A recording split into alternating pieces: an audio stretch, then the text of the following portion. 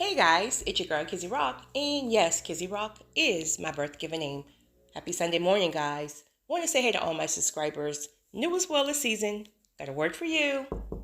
Tap in. Happy Sunday morning, guys. Guys, I want to speak to you guys about a few things.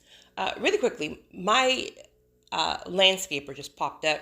And so you may hear like a weed ear or something in the background. Hopefully it's not too loud, but I can hear it. So hopefully it doesn't bother you guys too much. Next, I want to say thank you. Thank you, thank you, thank you, thank you, thank you, thank you from the bottom of my heart for your lovely messages, your text messages, your emails. A few of you sent Cash Apps. Speaking of that, I just want to let you know, you sent Cash App in regards to Mr. Steve's memorial, et cetera, et cetera. I can't really speak a lot on certain things right now because I really don't know. But however, be well assured that your Cash App will go into the proper hands, et cetera, et cetera. Okay, so I want to start by saying it's so important, right? This is something I taught myself. I taught myself because society sometimes will say otherwise, and that is to grieve properly. Many times, especially in our community, we're told to just get over things or just keep going or don't cry and just such and such because the person is in a better place and God has work for you to do and such and such. Okay, so granted, all of that is true. All of that is absolutely true. Meaning the person is no longer in pain. They're with God. God still have to use you for purpose, et cetera, et cetera. All that stuff is so true. However, there's a fine line, meaning the enemy will tell you to just keep going, don't grieve, right? Because here's what's going to happen. If you don't grieve, it's going to catch up with you. So the minute you keep just quote unquote, moving forward, right, you're going to break at some point. And you may break in the middle of the next assignment. So it is so important to allow yourself time to grieve properly, whatever that is for you. Now, again, you have to be very well aware that you can't stay there, right? You take the time, but don't get too comfortable there, right? Recognize where you are. You'll start to feel your spirit starts to get renewed and restored, and then you kind of know like, okay, I think God is bringing me out of this grieving process. Now, see, we all are different, right? Many of you or many people, if they deal with a heartbreak, it drops them. And so they're wallowing in this grieving process, because essentially that's what it is. They're wallowing in this grieving process, but then they get there and they stay there for a very long time. Sadly, some a lifetime. That's not my thing, right? I'm not going to sit here and say I deal with heartbreak well, but it's something about heartbreak. I don't know what it is. I guess just because I guess I know what I carry, so I know I'm not about to be lacking out here. I know God has my back. I know if I leave, you're going to feel the void more than I do. I don't know what it is, but it's just not my point. Grieving from heartbreak. Power off. And staying there, sorry guys, and staying there is just not my thing. Right? Give me a good solid couple of weeks, maybe a solid month. And when I say grieving, I'm not speaking about can't get up off of the floor. Just like, let me process all of this, et cetera, et cetera.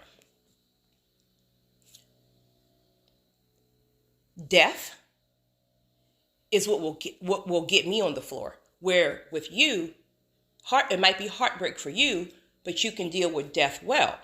For me, it's the complete opposite, right? And I know that's a contradiction because I'm in healthcare, but trust me, I have things strategically in place. So when my gift is quality of life, right? My gift is quality of life. When it comes down to the end of things, listen, right? Let me go ahead and make some calls because I can't do this, right? And that's for different reasons. That's because, of course, it's the impact of me. So you're not only feeling what the person is feeling, you're feeling with their family could be feeling. You're feeling your own emotions. It's heavy. It's heavy. And then from a physical, fleshly standpoint, I witnessed something in childhood that traumatized me. So I don't deal, listen, I'm going to tell you, I don't do funerals. I don't do none of that any longer. Seriously. And again, you will have people trying to push you into trauma. Like even with therapy, and I'm speaking in general here, many times people talk about how therapy will, of course, it's more or less to have you talk about and expose things. But then there's also something called, can't think of the word, but basically they start introducing you back to the thing. Let's just say you're a gunshot victim. And so anything with loud noise now, obviously, is traumatizing for you because you had a gun right in your face. So that loud noise, anything, a spoon that drops, anything just will trigger you. So they start to expose you to small things, right? Exposure therapy, that's what it's called. So the majority of the people, right, will tell you that works. But see, you have to know what works for you. And this is why some people feel like therapy doesn't work or it re-traumatizes them. It's because it's not a one-size-fits-all. So if something doesn't work for you, regardless, again, what society says, they try to make you see it from that point of view, et cetera, you have to know what works for you. And you have to be okay with walking your own path. Guys, I'm so sorry, but he's so close to the back door right now. So revisiting those situations for me, it literally re-traumatizes me. So there's only been one time in my career where God had it where it was just me and the individual, right? And I believe personally, God was just trying to see where I was. And honey, right? So he knows that's just not my portion, right? But it's almost still like, well, let me see. Okay, you were 15 when this happened, right? So let me see now if you're ready to start processing it. Honey, let me just tell you, God have not bothered me. And this is probably about 7 years ago. God has not bothered me about that since, meaning just being one-on-one with the individual when they take their last breath. Granted, that is literally the gifts of some people. One of my great friends, she's an RN hospice nurse, and listen, all I got to do is call her. Be like, sis, listen, okay, we in the last couple of days here, right? She's running. It is her portion. To hold the individual's hand, walk them through, right? Be there for that last breath. In fact, can sleep in the room. Oh, Jesus, can sleep in the room. Just hurt. Listen. I just transparent moment here. I ain't got time. I have a big mouth, but I'm scary. I'm just going to tell you. Okay, so with that being said, I thank God because I remember when I first met Steve, not first met Steve, but like kind of in the beginning stages, it just was Steve and I. I had no information. I knew he had kids, but they were estranged, and it was a lot. It was a lot. But I remember speaking to him because at this point, the doctors are giving him a couple of months. And so I was just asking him, what did he want? And so because Steve is such a selfless person, he just kept saying that his biggest fear would be to pass away alone in the hotel, and then he's worried about, quote unquote, stinking up the place and somebody's finding him. So he was just more concerned about not wanting to stink up the hotel, right? And so then he shared with me, a few other things or whatever. But throughout that process, an individual came along who, not Mr. George and his wife, but this was another couple that came along throughout the process, and they asked me, they said, well, how can we help? What do you need, et cetera, et cetera. And I explained to them early on, I was like, okay, from here, God have covered everything. Everything's great, but the doctors has given Steve a couple of months. So if God happens to call him home, could you guys be there those last days, etc., handle arrangements, etc., etc., etc. So there's like, oh, shoot, we got this, no problem. This is a piece of pie for us, because that's their thing, right? So you see how God will strategically come in. This is why I tell people, never be afraid to walk in purpose, because God will always send people to help you along with purpose. Why? Because purpose is about other people, right? This is how you know, again, when you're in purpose, because it's not about you. If you're selfish and you thinking that everything is about you and you're in your purpose, you're not in purpose. Purpose is about serving other people in whatever way. It may not be philanthropy for you. It may not be the homeless for you, but just serving people every single day. And I've had so many messages about people saying, Kizzy, oh my goodness, I saw your documentary and it just makes me want to do more, but I don't know, like, how do you just start? And just start, right? It doesn't have to be you paying for a hotel for a homeless individual, right? It doesn't have to be you buying food. It can be the smallest thing. It could be, because everybody's just not. Now I'm going to tell you this.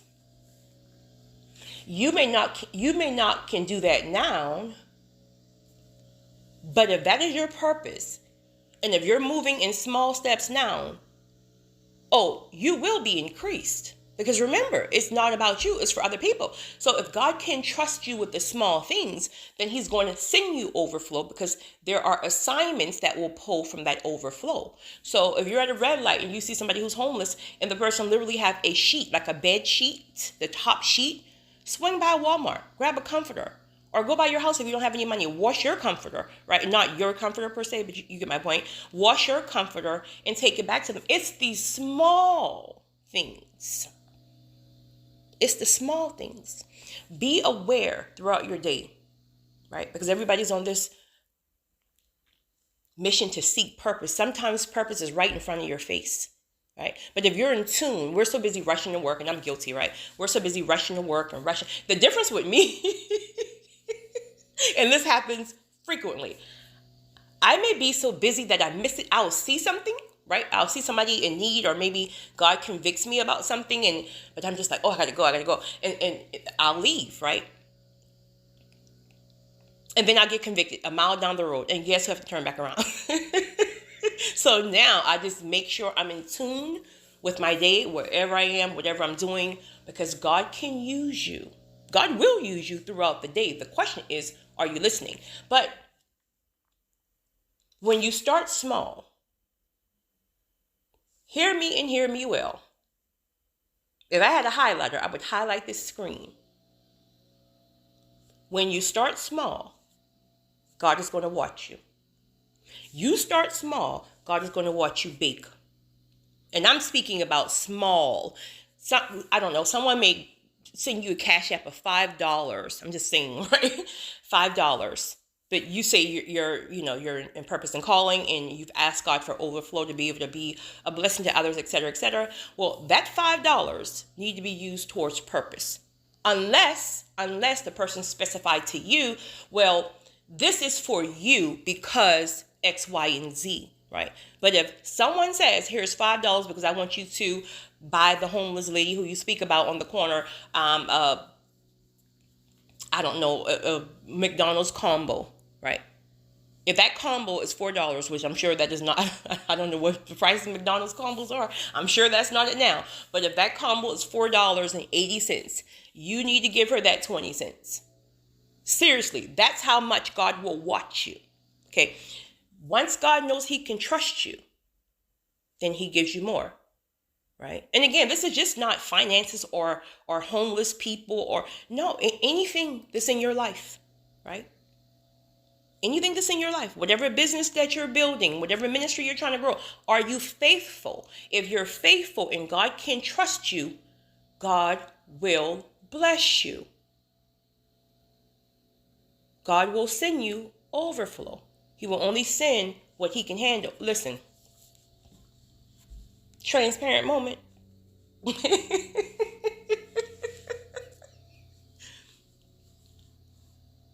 My channel should have already been at a good 10,000, right? God already told me that, right? I already know this, right? I'm transparent here. I can't handle right now 10,000 personalities, right? I have to hold back on what I think 2,500 right now, right? Just saying, not everybody, of course, but you know those little snarky comments, or like a stranger might pop up, and right, God is going to give you what you can handle. So if you feel like God is slow walking certain things, then it's something within your life that you have to work. I know what it is for me, and I'm working on it, and that's why it's growing, right? Because I was stuck at like 500 for years, right? Because I'm allowing him to work on me, etc., etc. You know, if never mind. So, but start small, and then God will advance you, advance you, advance you, advance you. Same thing like on a job, right? You got people who hop around from jobs every 6 months. You got people who are on the job but won't even do the job, and then crying about why aren't they promoted, or why God won't give them their own, because you're not even serving properly where you are. Can't get off of that, so somebody must be on that. Anyway, next subject, Kizzy.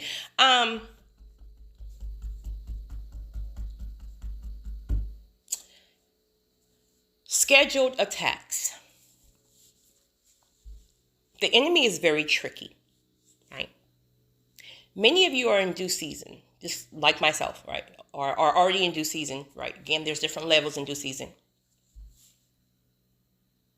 Have you noticed that the minute there's a blessing, there's a attack, right? Whatever that is for you, that could be heartbreak, right? That could be loss, that can be whatever. And this typically happens a lot. So with me personally, right, what I've noticed is that when you start, because it's just not Mr. Steve, trust me, some other things are going on, right? Just not as major. But when you start getting hit back to back, there is a breakthrough. There's a blessing that is about to be released any day. So now it's almost like, you know what? Woo! There's a lot going on. But I look forward to it because I know there's an open door, because I know there's a breakthrough, because I know there's elevation, etc., etc. But the enemy is very strategic. So he's going to target and he's going to schedule your attacks. Again, why didn't he hit me with a heartbreak? Because he already know a heartbreak can't drop me like that, right? But he may hit you with a heartbreak at a certain time, a time that you know God says, you know, he's about to open a certain door. God may have given you a conviction about something and say, hey, get ready. Woo, get ready, right? And boom, heartbreak. And now you're dropped. The enemy is very, very strategic. So again, this is why I say make sure you grieve properly, but just don't stay there. Do whatever in your power to get up, right? But still grieve. You have to be very transparent. And again, not allow people to get in your head and say, just no, don't do this. No. Whoa. Don't tell me not to cry, honey, because I cried from yesterday morning until yesterday night. I'm good now. And this is also how you can tell when God is growing you spiritually, because typically I would be down for weeks. And keep in mind, Mr. Steve didn't have anybody else. Right? He did, but he didn't, if that makes sense. Not until Mr. George and his wife stepped in. When God had been clear that the assignment had came to an end to that degree, right? You're talking about over a year in healthcare, sometimes years, decades. You are with individuals, you are with people in their most vulnerable moments. You learn things from them that they never expelled to anyone else, right? So it builds this connection. Yes, you have to guard your heart, but it's still reality. That's the first thing you learn in healthcare. Guard your heart, guard your heart, guard your heart. But it's still reality, especially when you're an empath. So be very, very careful that the enemy is not planning or playing a strategic attack on you. And I say all that to say that if something happened, if you got your heart break this weekend, right? Acknowledge it, feel it, grieve it, pray, ask others to pray for you. Let me tell you something. I could literally feel yesterday when people, whoever it was, right? Because you know something, listen, especially with our folks, they say, I will pray for you, honey. And that's the prayer right there. Those words they just say, I'll pray for you. But there are some people that when they say, I'll pray for you, they really mean it. And then there's others who won't even say it, but they're praying behind the scenes. I could literally feel each time a person was praying for me. I promise you. You can feel it in your spirit. You may not know who it is, but you be like, oh, you know what? My spirit just got lifted for about 10 minutes. Somebody just prayed for me. And then, reality sets in and you see something or you focus on something and now you're all sad again and boom. I was like, oh, prayer warriors. So thank you to those of you who prayed for me. But your girl all is well. All is well.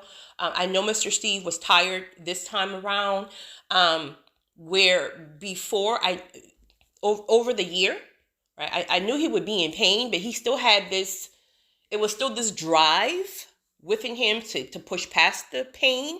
Again, when I first met him, you heard him say in the documentary that he was ready to go to heaven. But when he met me, because I helped assist reconnect him back spiritually, then his faith grew. And so as you heard him say in the documentary, he no longer wanted to go to heaven then, right? And thank God, because again, it was over a year and they gave him a couple of months. So throughout that process, Steve truly Steve is not perfect and neither are you. You ain't that cute boo, right? But Steve got into that word. And then when he met Mr. George and his wife, she told me just yesterday how they would go by there and Steve would be reading his word as well as his what do you call it? I don't know, but he was reading the word and stuff like that. So without a doubt, I know Steve got connected back with God, and I believe that year process is what even gave him more time to develop his relationship with God. He always knew God, right? But in when I spoke to him, actually, Mr. Steve passed Thursday. We just found out on Saturday. Mr. George had went to visit him. I think it was last Tuesday, and he said that. And I had spoke to Steve the day before, and he was calling to tell me thank you so much and to thank you guys for his new shoes and his package. Right? He was so happy. He had came from a doctor appointment. He said he said the box is on the porch. So he kicked the box all because he was living like in a little apartment thing or whatever. But he kicked the box from the door all the way to his room because it was just too heavy for him to pick up. So that's how I know he was really, really weak. He couldn't pick up a pair of shoes. There's only shoes and some jeans and, so he kicked the box all the way to his room. So anyway, he was, and then there was some cash. I put some cash inside one of the jeans pocket because there was cash that was left over from his Christmas gift that you guys sent. So he was just calling and telling me how thankful he was, honey. And, I don't know what it is about him and Willie D's and Air Force Ones, honey, but he was so happy, but I could hear in his voice. He kept complaining about that pain in his head. Remind you, cancer had already spread through his brain, et cetera, et cetera. So the pain, and he was saying, Kizzy, before it would come and go, the pain will come and go. And have you ever seen the documentary how when he speaks, he squinches up his eyes every now and then? But he said that the pain had got to the point where it was consistent. It was nonstop. So I could hear in his voice that he was tired. He was really tired. And so Mr. George had texted me, his wife texted me, I think like either that's I think maybe the same day or day after, a couple of days after, and they asked me if I had heard from Steve because they were trying to call him. Mind you, Steve breaks his phone every other day for whatever reason. He falls sometime. So Mr. George went down there, and this is Tuesday, last Tuesday. Mr. George went down there to check on him, and he said Steve told him that the phone was broken. That's why, he didn't answer the phone. He said Steve didn't even recognize him. And so Mr. George said he left out of the room to go and call Steve's doctor. He said it might have been a matter of 3 minutes. When he came back in, Steve had fell out of the bed and was on the floor, called 911. They took him down to the hospital. Keep in mind, again, this is Tuesday. He passed on Thursday. And they placed him in ICU. And so they called me on Friday. I think it was Friday, and they said that they were going to go down and visit Mr. George and his wife was going to go down and visit Steve, pray with him, if they will be able to allow them to visit, because sometimes ICU can be, and so I was like, okay. I said, please, when you guys get down there, please tell Steve I love him. And I had every intention on going to see Steve as well. I just didn't know what day. And then on Saturday, they called me. It was Saturday. Yeah, Saturday. They called me. But I'm going to be honest. When she was texting me on Friday, right, God had already spoke to my spirit and told me that Steve will not come out of ICU, out of the hospital, because we were already thinking about making plans in regards to he's going to need long-term care if he's released. But God had already spoke that in my spirit, but I didn't want to speak it because I just wanted to be careful about what I speak. So then I didn't say anything. But then when she texted me, she said she didn't speak it either. But the spirits we both just knew Steve wouldn't come out of the hospital. And so when they went down there, she called my phone Saturday morning. I kind of knew, but I didn't think she was calling to say that. I thought they were calling to say something like, well, we just left Steve because things don't look good, but we did whisper in his ear to say such and such. And, she was like, Steve passed on Thursday. And we both just was bawling because, we knew, but still. And then, backtrack really quickly. So Steve had lost contact with the first individuals, the first couples who I was saying, who said they would be by his bedside, when he transitioned to heaven. He had lost contact with them the last couple of months, I've learned. So I had asked them, Mr. George and his wife, if it got to that point, would they be there with him in his final moments? And she agreed. She's like, Kizzy, I'm absolutely okay with death. So without a doubt. But granted, Steve coded in the hospital on Thursday, and she was also able to verify that the nurse who was working that night was somebody with a beautiful spirit, and she had been there with Steve. The nurse had been there by Steve's bedside when he transitioned. So I was really, really happy to know that, because I do know one of his biggest fear was he didn't want to pass in a room or a building because of his fear of, quote unquote, stinking up the place. And God convicted Mr. George to drive all the way down there, because Steve had already moved all the way like 45 minutes out. So when Mr. George couldn't get Steve to answer the phone, he actually drove all the way down there. So if Mr. George had never went to check on Steve, Steve would have still fallen out of that bed and no one would have ever known. So his biggest fear of, quote unquote, dying alone, stinking up the room. You see how strategic God is. So God sent Mr. George right on down there so he could see when everything happened. And then no, Steve may have not had someone who he was familiar with at the bedside, but it was someone there with a beautiful spirit. God is so good. He is strategic. He is so good. He is so good. He is so good. So I just wanted to share that with you guys. Again, I am absolutely okay now. It is well with my soul, because I do know more than anything that Steve did get reconnected back spiritually. So yes, he is in a better place. But I am going to miss him because, oh, when I say work my nerves, honey, that man used to work my nerves. But he was such a gentle, loving soul in spite of. You guys have a great one. It's your girl, Kizzy Rock.